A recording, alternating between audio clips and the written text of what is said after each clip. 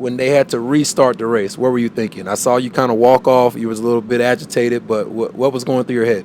Yeah, I was kind of angry because I got a really good start, but and I really had to go to the bathroom, so that's why I walked off. Never stop, I'll get it if I want it. Gotta make to myself a promise. I won't quit, keep going till I got it. I won't give up till I'm on top. Yo, no, I ain't the type to give. We're at MotoAmerica here in Austin, Texas. We're here at COTA. At COTA, guys. Y'all saw us last time. We was here with MotoGP, and we winged it the entire time, and it was a great weekend. We're going to see if we can top that with MotoAmerica, with American racing teams. And rear, we're going to be hanging out with Rodio Racing Team, powered by Robem, which is a great opportunity for us. Motovation, who helps them with the SC Project exhaust. But we got to talk to Gus. We're going to be able to talk to Alessandro, who just won the Twin Cup, and oh my God, on a 660, very similar to this. He makes it look a little too easy, and he's only 15 years old. So hopefully we get to catch up with him. At the same time, just see what happens. But y'all stay tuned and see how this day goes, or this weekend goes.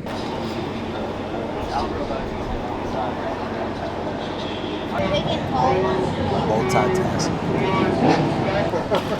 Thank you. Yeah, he has to go to the compound.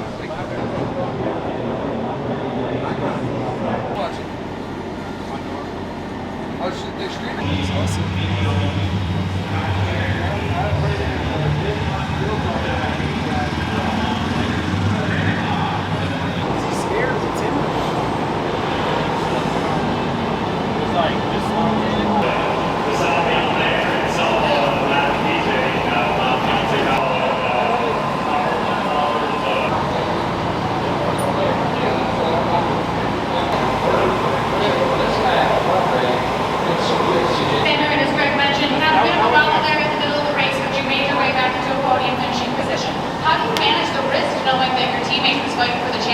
Also in that battle with you.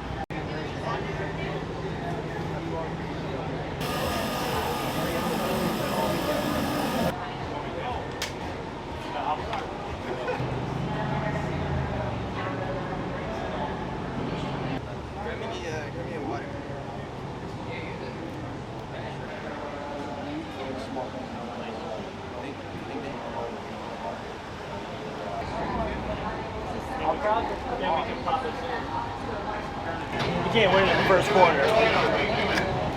Nah, but you can definitely win.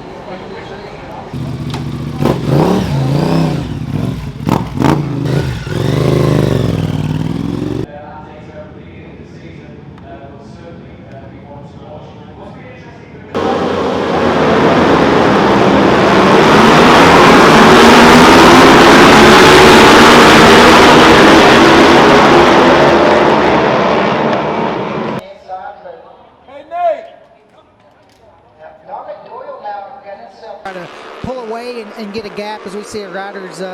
Looks like their dash there laying on the side of the track. He's been able to win twice, been on the podium 4 times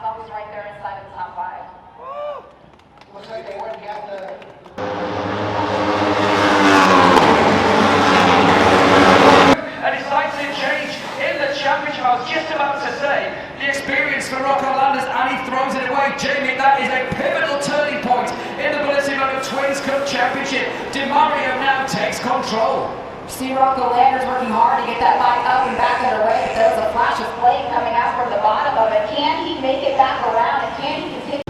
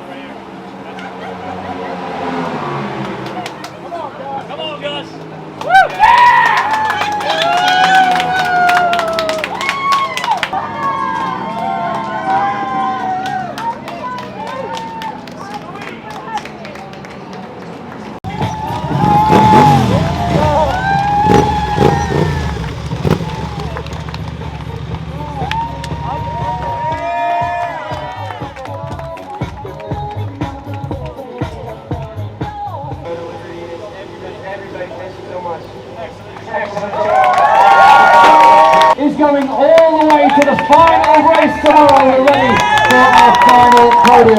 Here we go then for the.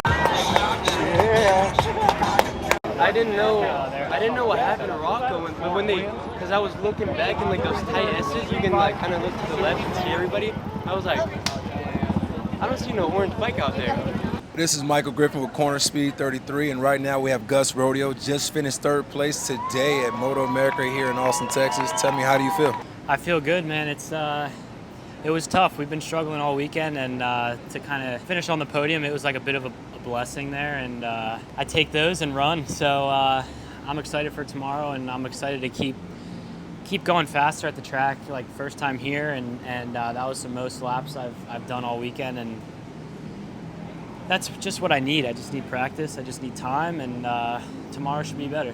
I think one thing is, first time at the track, but what else was your first time this weekend on Friday when we got the first meet for the first time?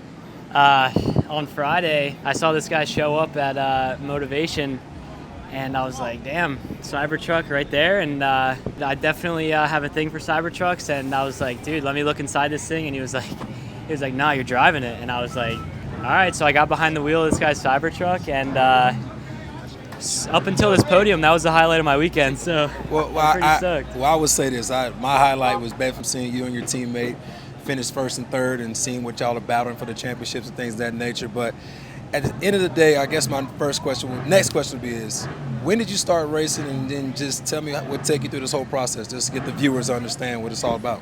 Yeah, so I started racing when I was 10, which nowadays that's pretty late. Mm-hmm. But back then it was a good age to start, and I started with a series called NJ Mini GP. So basically we had a CRF 50 with slicks on it, 10-inch slicks, and my dad, we just started going to the track, and then we started moving up, faster bike, until we hit the big track on Ninja 250s with Volv GT, and from there on, it's just like you're just getting faster and faster and faster, and next thing you know, you're racing MotoAmerica. We kind of started slow, right? I think my second MotoAmerica race, I finished dead last, and from there on, it was like the next year, I got a bunch of top fives, then I got hurt. The next year after that, locked up third in the championship. The year after that, I locked up second. Moved up to, that was a tie for first. Mm-hmm. Moved up to the Twins Cup 2023. Led the championship kind of all year long. Ended up second, and now I'm kind of in my last year at Twins Cup. Just tomorrow's my last day as a Twins Cup rider, and next weekend I'll be a Super Sport rider. So it's pretty cool the way you progress and move along the ranks. Well, I'll say this, congratulations on everything. And again, I'm not going to hold you up. I know you're tired. I see you sweating. I know what it's Thank like you. playing sports, finishing the game. But again, congratulations. Thank you for your time. Thank you for allowing us to just hang out with y'all and just enjoy the whole experience when it comes to MotoAmerica. And again, congratulations. Thank you. Thank I you. appreciate it. Yes, sir. The guy crashed.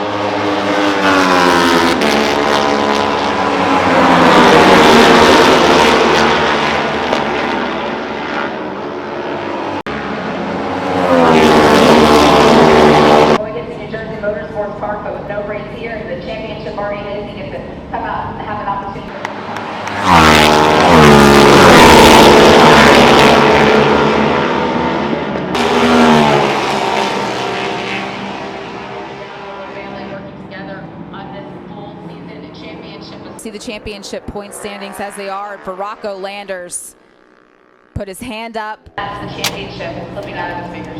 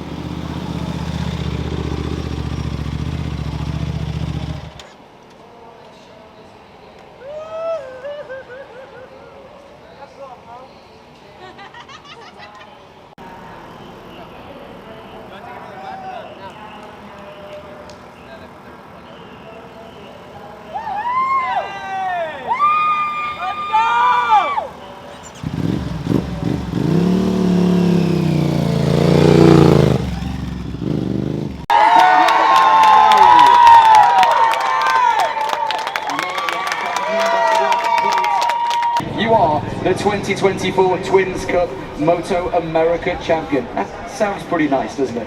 Yeah, it sounds really nice.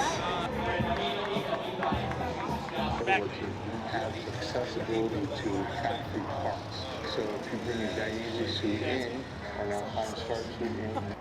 That's the one. That's the one.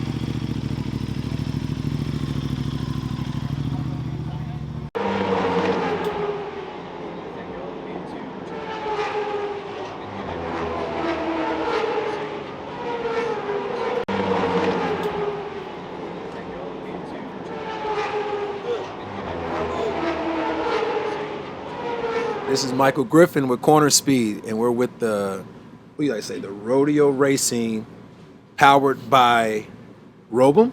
Is that correct? Did I mess that up? Again, this is my first time saying a lot of things that go normally. It's like, you know, playing football, Tennessee Titans. That's all we say. Right. But I'm with these two, I like to say, not only I got to meet both of y'all, but y'all are very, very, I was very great young men at the same time.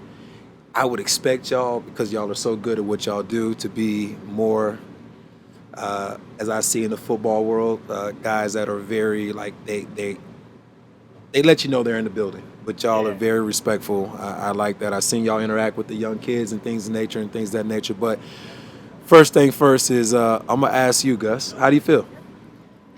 I feel good, honestly. Like, never been to Texas, let alone the track, and I think it was a pretty successful weekend, in my opinion. It was like we were kind of delayed. We were learning a lot this weekend. We were fighting a lot of problems, and it's kind of like weekends like this make, you know, the really good ones feel that much more special. So honestly, I can go home satisfied, and I can keep my head up and you know, use that to fuel the training and fuel the practice and everything it takes to get here.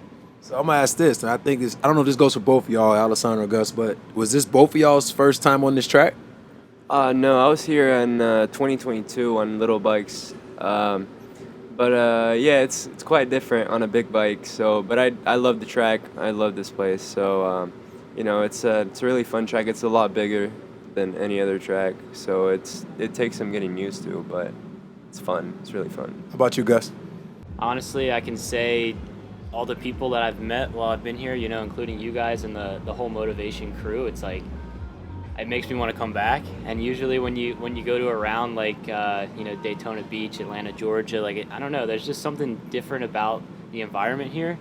And I mean, I know Alessandro can agree on that. And it's like from Thursday night when we were at your place, and it was just really cool. Like I see myself coming back here and hanging with you guys and just having fun. What would you say the best experience of being here in Texas? I like barbecue. It's really good, and no, yeah, but it's really hot. So, but it's really good on the tires, and you know, it was just a great weekend, and you know, I'd definitely come back. My favorite part of the weekend, honestly, well, I actually got to meet a lot of my family this weekend from Texas, and that was really cool. I've known about my family in Texas for, like, you know, since I've been alive. But haven't gotten the chance to meet them, and I met like a good portion of them this weekend, and that was probably like one of the highlights of my weekend. And then of course the podium yesterday was nice. We haven't raced, Twins Cup hasn't raced in 3.5 months, I think it is. So just to be back in the professional setting and professional environment and back up on the podium, it's like I missed that for sure. And you know, you go so long without it that it definitely makes it feel a bit better when you finally get back up there. I will say I do enjoy your family, especially Pops. I call him Pops. Sam Rodio, is that correct? All right, yeah. Pops is 82 years old. I met him while y'all were up there getting awards and things, and he just sat next to me, and we started having a great conversation. And he's comedy. He's definitely keeps things going.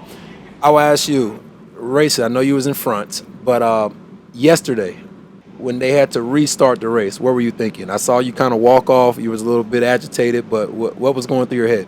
Yeah, I was kind of angry because I got a really good start, but and I really had to go to the bathroom, so that's why I walked off. But yeah, it was good. The restart was good, so it was. I didn't know at the time, but the restart was actually as good as the original start, so it didn't really bother me. But in the moment, I was kind of angry because I got the original start. So we kind of spoke yesterday. You were a little bit upset about it also. Tell me why. Well, I don't like to see anybody go down, obviously, and it kind of like you kind of settle into your rhythm and into your spot throughout the race, and then the red flag comes out, and it's like, okay, that just opened up a whole number of opportunities for the restart. So it's like, it's just kind of like, I don't know, it just, you wonder what's going to happen, you know what I mean? Like, you're out there on the track, the crashes happen, you fall into your spot, you're racing, you know, at that time I had a guaranteed podium, and I was just in a really good position. And I thought at the restart, you don't know who's going to be back in the race, you don't know anything about it, if you're going to overheat on the line, you know, anything can happen. So that's why I get a little bit frustrated at restarts when I'm in a good spot. But if I was on the side of the track with a mechanical and that red flag came out, I would love nothing more. So it goes hand in hand, and you can't really hate on it when it's saved me a couple times. So yeah, I was just frustrated a little bit with kind of being in my rhythm a little bit, and kind of that interruption almost. That's what it is. And but it turned out good in the end, so I was happy. This is a question I would like to know, and I don't know if people, the insight. Y'all both are riding similar bikes, but are y'all's bikes set up exactly the same, or is it different because y'all have different riding styles? I'll ask you first, Gus. So that's actually funny that you say that. So I was struggling all weekend, and obviously Alessandro was killing it all weekend. He led every session by over 2 seconds, I think, and he was absolutely on fire, and I'm fighting with my bike setup, and I'm trying to get it dialed in, and I'm just struggling. So before the race, my side of the crew went over to Alessandro's side of the crew, and they took all the bike settings and they slapped them on my bike, and it was an amazing setup, and it helped me drop, I think, 2 seconds a lap, and like all my problems were gone, and I was like, okay, so Alessandro can set up a bike pretty good, and that helped me out a lot. So it's funny that you ask that, because normally, we have two different riding styles, and I mean, you could just tell in our body position and the riding style that we would definitely need a different bike setup, but I was just out of options, and we were going in the race too, and we kind of took a gamble on that, and it paid off for me. So I'm gonna ask this question, and we had this: who's more Italian? I am. Yeah, I'm more Italian. He is. But you're from? Well, I was born in Italy, but my mom's not Italian, but my dad is Italian. But his mom is half Italian, then his dad is like full Italian, right? So he's 75%, I'm 50%. So yeah, I'm 75%, he's 50, but he can speak it, I cannot. Are y'all the only kids, or do y'all have siblings? I have a brother. He's in the Marine Corps. He was in Japan for I think about 6 months. He just came back like 3 weeks ago. So I got to talk to him a little bit and see him in person. It was really cool. So he was watching my race actually. So I gave him a little shout out. I'm really happy, and he is too. So I have a brother and a sister. They're both older than me. So my dad bought us 3 quads when we were little. I was 3. My sister was 7, and my brother was 9, maybe. And they didn't stick with it, but I did. And then I got into motorcycles, and then just came through the ranks that way. But yeah, they're all older than me. Nothing to do with motorcycles.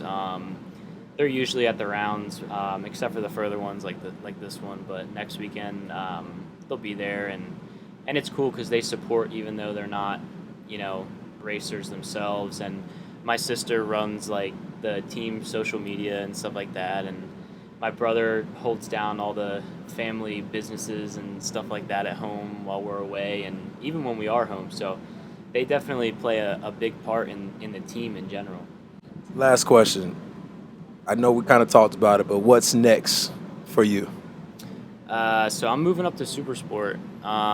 I've been spending, so obviously, like I said, I had 3.5 months off this summer from MotoAmerica and the Twins Cup, and I've just been training nonstop on my Ducati V2, and every weekend that I've had the chance, I've been grinding out laps on that thing, and I know it's a big jump. Like it's definitely a bigger jump than the Junior Cup to the Twins Cup. So I really have to be prepared for that, and I think if I had to gauge it, I'd say I'm halfway there right now. I'm halfway to making the jump, and then it's a whole nother animal once you're there. So I'm just grinding out laps, just training on the bike, and that's what I'm getting ready for next year. How about yourself? For me, the dream is super sport, so I'll see if I can do that. But I really don't know yet. We're still looking. We got to figure stuff out this winter, so we'll see how everything goes, and we'll figure it out. I know for me playing football, when it comes to becoming a professional, how's it? You're 15 years old. I got a 16-year-old son myself, and I try to tell him. He says he wants to play football like his dad, and I asked, and I don't know if y'all's parents or anybody comes from racing, but being a dad and talking to my son and telling him what he needs to do, I'll ask you, what do you do preparation-wise each and every week, the grind in the off season, during the season? Talk me a little about, especially being a 15-year-old young man, it's a little different for you. So obviously, my dad used to ride. He didn't race, but he used to ride and do track days and everything. So, and when I was 4, he put me on a bike, and I really liked it. So that's how it started. And we just we try to ride a lot, like ride as much as possible on a bike, and that helps a lot. To get faster, you gotta ride a bike. So, and basically, pretty much, we show up and we ride and we race, and it's really fun. So I'm really grateful for everything. How about yourself? Well, majority of the work happens, not during the race weekend and the preparation, but like he said, the best training you can do is riding the bike itself. I mean, the best training you can do for football is playing the game, right? Like it's aside from the gym stuff and aside from all the training and whatnot, you have to be actually, doing what you do to get better at it. And I guess they call that seat time, and that's important. I feel like, there's muscles on the motorcycle that you don't target unless you're on the motorcycle. And if I had the ability to live at a racetrack and ride that racetrack every single day, I think that would do more than, say, your home gym where you can train every single day. So we got to figure out how we can target those muscles in the gym and how we can work on that kind of stuff when we're not riding. But obviously, if you get the opportunity to ride, that's what you do. Well, with that being said, guys, I really do appreciate it. Gus, Alessandro, I appreciate y'all. The Rodio Racing Team, powered by Robem. I really do appreciate y'all allowing us to hang out with y'all this weekend, getting to see you win, getting to see you podium. But, I mean, again, just being able to meet great young men that are very ambitious, and hopefully this is influential to the younger youth that wants to ride, and at the same time just get a better insight of this younger generation, the guys that ride these motorcycles and what they do. That was awesome. He threw it right across the screen. That was awesome. So from here, you go home. Where you go? Kentucky, home. He still goes to school, public school. What the fuck? Yeah, actually, I missed a lot of school. It's trouble. Wait, let's get this. Let's try to see if we can fit this in here. Let's try to see if we can fit this part here. This is amazing. I wish I would have known. I thought you was like a little homeschool kid. No? Nah, I still go to school. I'm in 11th grade. I'm a junior, so I still go to like the biggest public school in Kentucky. So it's pretty bad when I have to miss a lot of school. It's a lot of work. to catch up and everything. But you know, it's fun. I have all my friends. I hang out with them every day, so it's really cool. So like when you're walking down like the gym, like walking down the hallway going to class, like the other kids got like leather jackets on, like they play football, play baseball, whatever. You walking around with like leathers on, like you ride a motorcycle? No, it's actually kind of funny because I don't really tell anybody. I think like 5 or 6 of my like really. Bro, you're on close TV. friends What do you know. mean you don't tell nobody? No issues up front for Alessandro Di Mario. Yeah, like I just don't go around telling people because they don't understand, right? So I'm like, you do a sport, I'm like, nah, I just chill. So that's it. I just not a lot of people know. So you just try to walk around. Okay. Yeah, actually, the worst thing is when teachers find out somehow. And I had a teacher find out last year, and then she was like, everything I would do, she was like, I know you race motorcycles, but you got to do this assignment. And I was like, yes, ma'am. That's pretty cool because I would assume, I really thought, honestly, me personally, and that goes to like the audience and the viewership of like, oh, to be a, you know, I guess that goes to tell me. I tell my son, like, hey, you got to be a student athlete. It's the same way. You're a student, but you're an athlete at the same time. You still got to get your education done. Okay, let's ask this question. So, like, last night after you got done racing, you got this emotional high, you just got first place. You're telling me that you're, like, over here on the computer trying to turn in your homework assignments? I should be. But I don't. We were at Barber. And we came in from practice or qualifying, and I used to go to public school, but after, like, I graduated 8th grade from public school, and then I went to online school, and I'm 19 now, so I'm done, but we came off, this was earlier this year, and he was, like, on his computer in the trailer, still in his leathers, like, pissed off, trying to submit this assignment. You remember that? And he was like, yeah. My teacher keeps on sending this back to me, and, like, he was like having me read it and stuff, and I'm like, dude, I don't know what I'm looking at. Like, I haven't done this in so long. Yeah, it was like the longest essay ever, and it was like a weird format to write it in, and apparently it wasn't the right format. I submitted it like, I think I submitted it 11 times, and the 11th time was actually the good one. Yeah, that was crazy. Still in your leathers, upset, mad, He's trying like to. sitting on the wheel well in the trailer, like just sitting on the floor basically, like with his computer in his lap and his leathers hanging down, and he was like, dude, I don't know what's going on, like, can you help me with this? I'm like, dude, I'm the last person that you want to ask. Go ask Rocco or something. That's really amazing. That part there is amazing. The fact that you still, so you got school tomorrow?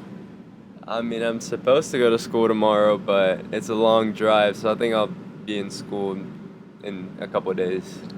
So, like, you go to school, you're, like, a little sore, and you're, like, I'm a little tired, had a long weekend, and... Yeah. We're definitely going to know about this weekend, though. Yeah, there's no hiding that. Might. There's no hiding that. I don't know, but, I mean, I don't usually go around telling people, but if they find out, they find out. He's got a pretty big school. Yeah. So, hold on, is y'all football team, are they good, or basketball team good? I'm glad you mentioned this, because it's, like, the worst. He is a real winner. Y'all are both real winners. Hey, I appreciate y'all. We're going to edit a lot of this out. Thank goodness. Yes. I would ask you if you have a girlfriend, but we're just going to leave that on the... Oh, the Ducati thing? Yeah. Well, I ain't got a bike to fucking ride. I'm like, hell, I didn't know they had it. Something going on tomorrow. Yeah. That's a finale here, MotoAmerica here at COTA. I got my guy Tony, a fellow 2007 draft pick, along with myself. Went to Arkansas. I guess now we're SEC enemies. Yep. Whatever that is. Easy win for the University of Texas. And you know that y'all have not been the same. Hold on. But with that being said, hey, what was you most impressed about coming out here? Just how open it is. That's the only thing. That's what I really love about this whole, motorway paddock is just being so open. It's not closed off. Being able to get just shoulder to shoulder with some of the top riders in the country, next to some of the best and biggest weapons, as far as the track is concerned in the country. It's like being able to get that close to the bikes, that close to riders, being able to talk to them, seeing how personable they are.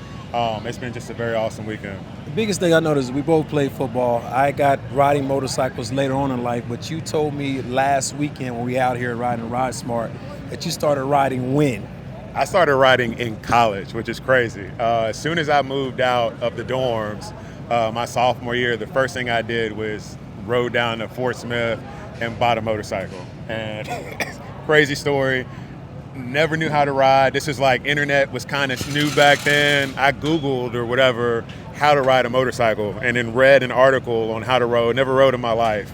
Literally drove down to Fort Smith, bought a motorcycle, Suzuki Gixxer 750, and proceeded to try to ride it back to Fayetteville the same day. Didn't work out, stalled it. Had my buddy come, my teammate come pick me up in his truck, brought me back, learned how to ride in my neighborhood, and then, I've been riding ever since. So I'm going to give a little bit insight. Now, you got to understand this. What position did you play so you understand the size of this magnitude of this man was when he was riding the motorcycle? I played left tackle. So how much did you weigh at that time? At that time, I was still light, and I say light in quotations. At that time, I was about 295. Yeah, he says light. Gotcha. Light. Light. Okay. Yeah, light. So he's 295 pounds and call himself riding a motorcycle, and that's great. But man, hey, I really do appreciate him. If you don't know, he does race. He does a lot of instructions when it comes to Ride Smart. So if you're ever at Ride Smart, look for Tony. Very good rider. But with that all being said, thank y'all very much. Hopefully we gave y'all some light on things that's going on behind the scenes when it comes to MotoAmerica. But at the same time, we got to meet Tony, another former NFL player that played the game that also rides. Keep it safe, ride safe. Thank you very much. Stay tuned. And I keep saying this. If there's any more information that we are able to get or anything that you may want to see, please DM us, hit that like button, follow us, whatever it is. We will do our best to find out some more content, view some more content. We're doing our research the same way that y'all want to see other things. We're trying to do the same thing. Thank y'all very much. Yeah.